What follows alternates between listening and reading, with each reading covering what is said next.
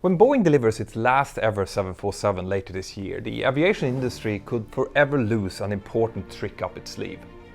This could mean a crippling loss to certain players in the world economy, and why that is, well, that's what I will cover in this episode, so stay tuned.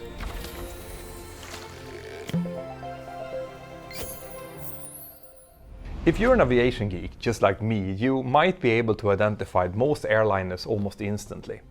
But for most people out there, commercial jets tends to look completely the same. They are basically long tubes with seats inside of them, two wings, 2 or 4 engines attached to them or somewhere else, and that's it. Aircraft might come in different sizes, but from a distance they're hard to tell apart. But there are some clear exceptions to this, aircraft that almost everyone out there can easily recognize. Concorde is probably the first one that comes to mind, but Boeing 747, the queen of the skies, probably comes in as a close second. It is difficult to mistake the silhouette of the double-decker jumbo jet for anything else than a 747. But most people doesn't realize what the real point of having that odd double-deck configuration really was. Boeing started working on its jumbo jet project back in the 1960s with stiff competition from the likes of McDonnell Douglas, who would go on to make the DC-10, and Lockheed, who would make the L-1011 TriStar. But almost immediately, Boeing's management realized that they had a real potential problem on their hands. Developing such a large new aircraft would be very expensive, but that didn't come as a surprise to anyone. But in the 1960s, Boeing were absolutely convinced that the real future of long-haul commercial passenger transport would be going supersonic. At the time, the Concorde was under development, and Boeing, Lockheed and North American were all working on proposals for the American SST, the supersonic transport, which would be the US response to the Concorde. Boeing would later win the contract to develop this design, which they would choose to call the Boeing 2707. So Boeing's main concern at the time was that they would spend an enormous amount of money on the development of the 747 just to see its shiny new jet become obsolete within a few years, as all passengers and airlines wanted to go supersonic. Spending that amount of money didn't make a lot of commercial sense in that case, so what could Boeing actually do? The solution was relatively simple. Scrap the project or find another role for the jumbo jet, and Boeing's people already had a pretty good idea about what that role could potentially be. Even before deciding to go ahead with the 747, Boeing had pursued a military contract for a large 4-engine freighter for the US Air Force. Now, Lockheed eventually won that contract with its C-5 Galaxy, but Boeing had done a lot of design work for their own proposal. In their version, the aircraft would have a front-loading cargo door as required by the government specifications, so it didn't take long before Joe Sutter, Boeing's lead engineer for the 747, put 2 and 2 together. The 747 would first become an awesome wide-body for passengers, but since its design would accommodate that front cargo door, it could smoothly transition into a cargo operation when the passengers all started going supersonic. The freighters would never go supersonic, so that market would be wide open for a new economic design. So that is the real reason why the 747 has that elevated cockpit, and with it the upper passenger deck. It enabled the opening of the cargo door below the cockpit without having to move the cockpit and all of its components every time the door needed to be opened. More on that later. Some people assume that the 747 got its freighter design after the original design, since the first freighter variant of the 747 entered service over 2 years after the passenger version did. But in reality, it was the other way around. The 747 was a freighter aircraft by design from the very beginning. And it was a really big freighter. Remember, back then the concept of wide-body aircraft in general was completely new, and the 747 was the first wide-body to become a commercial freighter. Today, the industry has several wide-body freighters to choose from, plus some ex-military designs like the Antonov 124s, but just imagine how huge this freighter version would have looked like back in the early 1970s.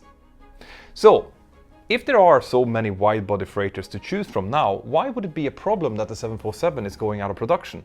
Isn't it really about time that the cargo airlines move away from this almost 60-year-old 4-engine design? Actually, it turns out that for at least some operators, the answer is an absolute and resounding no. At least not yet. And I will tell you exactly why that is after this short message from my sponsor. Consider supporting me by supporting them. Before we continue, let me tell you about today's sponsor, Noom, a platform that is helping me to stay in shape and actually lose a few kilos as well. I started using Noom around 2 months ago, not knowing that their daily quizzes and a deep dive into the psychology of eating would help me to lose 5 kilos and to feel better both physically and mentally. Unlike other weight loss softwares, Noom's helped me to keep going with my healthy habits and to make better decisions around food and exercise. With the help of Noom, I can track my water intake, my workout, meals and much more. Another thing that I really like about them is that 2 days into your plan, you'll be connected with a goal coach who will reach out to you and ask about your progress as well as sending motivational messages. Since I started my own personalized diet plan, I feel much more energized and my productivity levels are much higher. If you want to be your best self and unlearn any negative associations you might have around food, body or self-perception, I highly recommend you to try Noom. So click on the link below or go to noom.com/mentor now to take your free Noom evaluation and get started. What makes the Boeing 747 so special as a freighter is that it is basically the only commercial freighter in regular production who sports that iconic front opening cargo door. Other wide-body freighters made by Boeing or Airbus, even the dedicated freighter versions, basically use the same designs as their equivalent passenger aircraft. That means that the cockpit is in the same level as the main cabin, so no front door for cargo. So why aren't other aircraft manufacturers just repeating this and adding the front door in their new designs? Well, the answer is simply that for most cargo applications, that front door just isn't necessary. Other freighters have the cargo door on the side of the aircraft, either in front or behind the wing, and most of those doors are perfectly adequate for the kind of cargo that these companies need to carry. The front door designs are more complicated and heavier than the side doors to implement, and as we all know, heavy and complicated means expensive. But sometimes these side doors simply aren't big enough. Cargo companies generally use standardized cargo pallets and containers called unit load devices or ULDs. This allows them to load and unload cargo quickly and secure it on board easily. But what if someone needs to ship something that is simply too big to fit in one of those ULDs? This is where the front-loading cargo door comes in very handy. It is why military freighters generally have a front or a rear cargo door, or even both of them. In the case of the C-5 Galaxy and the Antonov 124, a door that allows cargo to be loaded lengthwise directly into the aircraft hull means that you can load anything in there, like tanks, helicopters, etc., as long as it will physically fit inside of the aircraft body and, of course, stay within the aircraft performance capability. So what the aviation could lose here, when the production of the 747 stops for good, is the ability to cater for this oversized type of cargo. And for some companies, this is a huge deal. Normally, things like heavy machinery, large generators, special vehicles or partial structures will be transported by sea, rail, road or a combination of all of these. But sometimes it is just necessary to move these items by air, especially if time is a factor. I'll give you an example.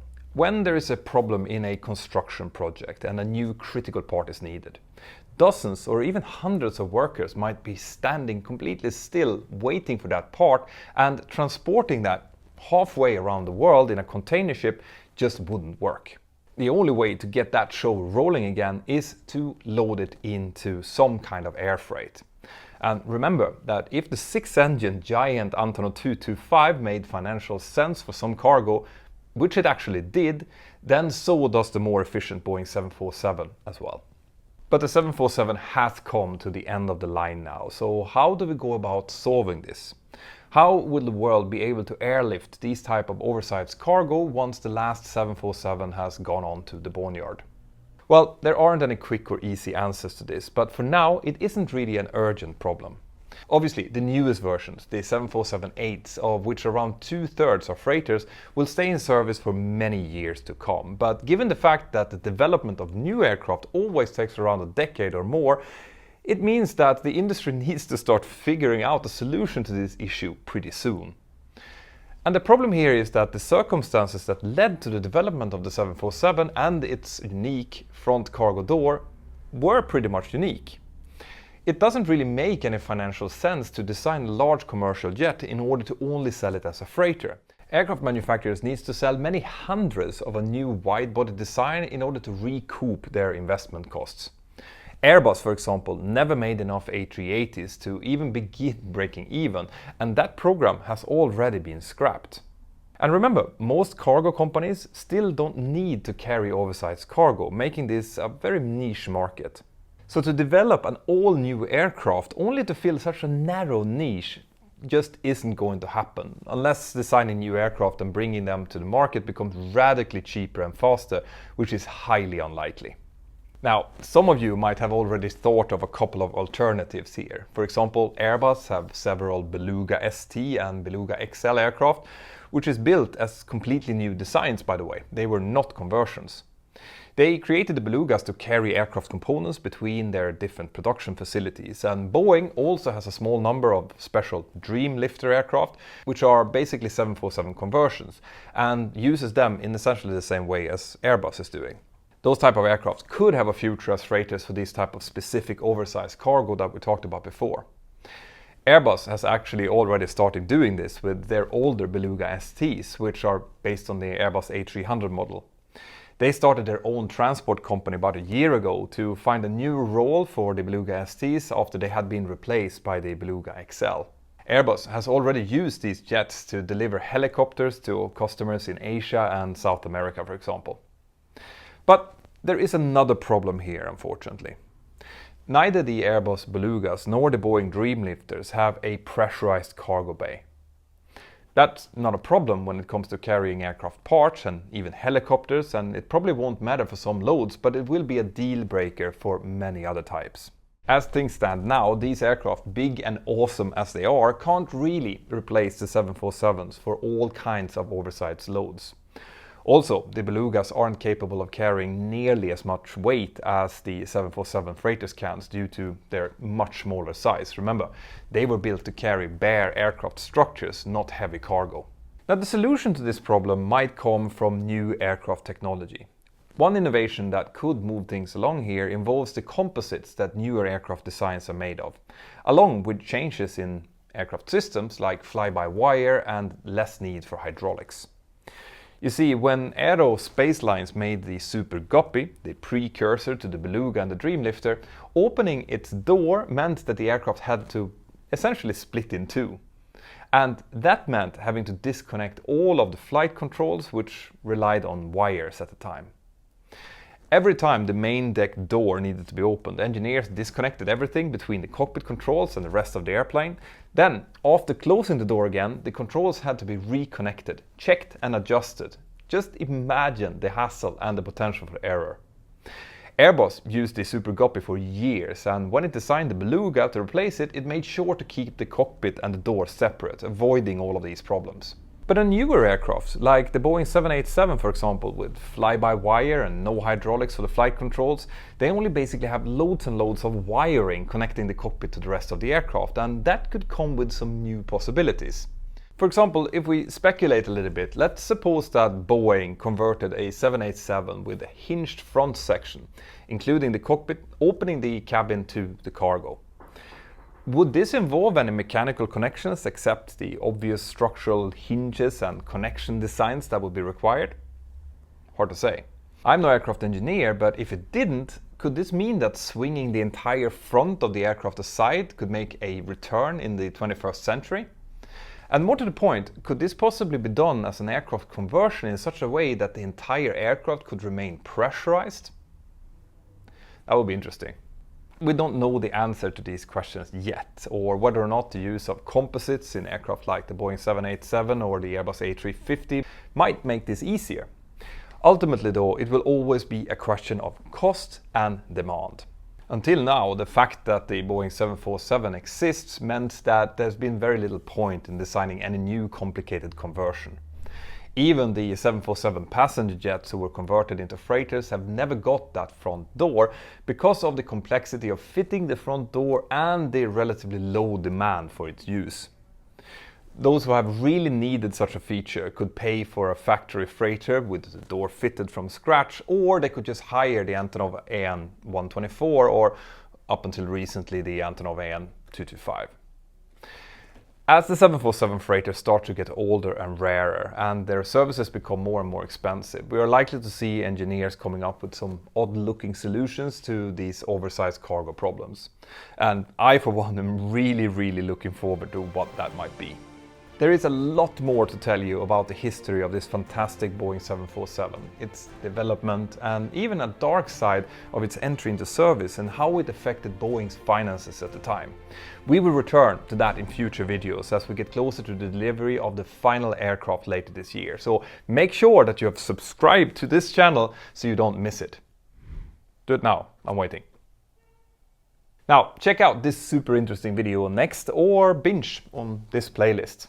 Have an absolutely fantastic day, and to my Patreons out there, thank you very much for your feedback on this video. It is really appreciated, as it always is.